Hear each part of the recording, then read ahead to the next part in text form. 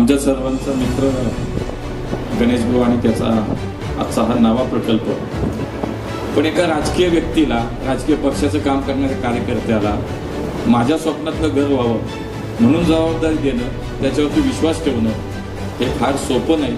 आणि ते काम तू केलंय याचा अर्थ तुझी विश्वासार्हता खूप आहे, लोकांना तुझ्यावरती विश्वास खूप आहे, हे निश्चितपणे अधोरेखित होतं.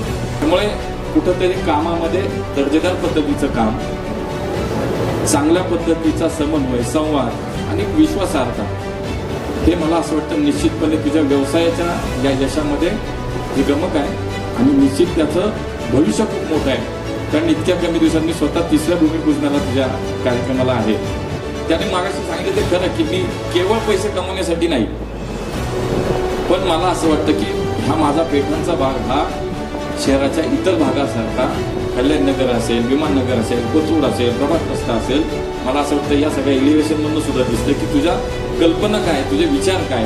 त्यामुळे निश्चितपणे पुढच्या काळात या तुझ्या कल्पनांना, तुझ्या विचारांना, तुझ्या प्रयत्नांना हे पुणेकर, हे पेठातले आमचे सगळे नागरिक साथ देतील असा मला विश्वास वाटतो.